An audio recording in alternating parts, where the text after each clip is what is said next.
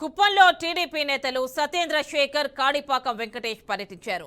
ఈ నెల 15న కుప్పం పట్టణంలో అన్నా క్యాంటీన్ను ప్రారంభించబోతున్నట్లు తెలిపారు.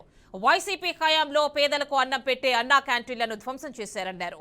కాగా సీఎంగా చంద్రబాబు బాధ్యతలు స్వీకరించిన అనంతరం అన్నా క్యాంటీన్ నిర్వహణపై సంతకం చేశారని కొనియాడారు. ముఖ్యమంత్రి చంద్రబాబు నాయుడు చెప్పిన విధంగా అన్ని పథకాలు అమలు చేస్తున్నట్లు వివరించారు.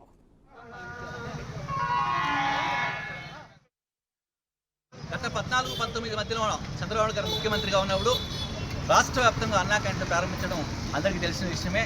తర్వాత ప్రభుత్వం మారిన తర్వాత వైఎస్ జగన్మోహన్ రెడ్డి ముఖ్యమంత్రి అయిన తర్వాత అన్నా క్యాంటీన్ అన్ని కూడా మూసివేసి పేదవానికి అన్నం పెట్టడానికి కూడా క్లోజ్ చేసిన ఘనత జగన్మోహన్ రెడ్డి గారిది.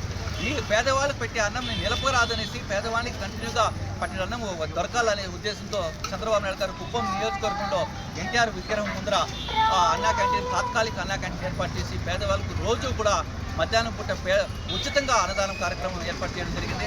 ఆ ఏర్పాటు చేసిన సందర్భంలో కూడా ఆయన ప్రారంభించడానికి చంద్రబాబు నాయుడు గారు వస్తే ఆ సందర్భంలో చంద్రబాబు నాయుడు గారిని అనేక రకాలుగా ఇబ్బంది పెట్టి అన్నా క్యాంటీన్పై దౌర్జన్యం చేసి అన్నా క్యాంటీన్ కూల్చివేసి అన్నా క్యాంటీన్లో నిర్వహించినటువంటి వాళ్ళపైన అంతా కూడా దాడులు చేసి కేసులు పెట్టించి అనేక రకాలుగా ఇబ్బంది పెట్టినా కూడా ఎక్కడా వెనకడుగేయకుండా చంద్రబాబు నాయుడు గారి సూచన మేరకు చంద్రబాబు గారి ఆదేశాల మేరకు అన్నా క్యాంటీన్ కుప్పంలో నిర్వహిస్తూ వస్తున్నాం. కుప్పం నియోజకవర్గ ప్రజలకి త్వరలో ఒక శుభవార్త. 2014లో మన మాన్య శ్రీ ముఖ్యమంత్రి వర్యులు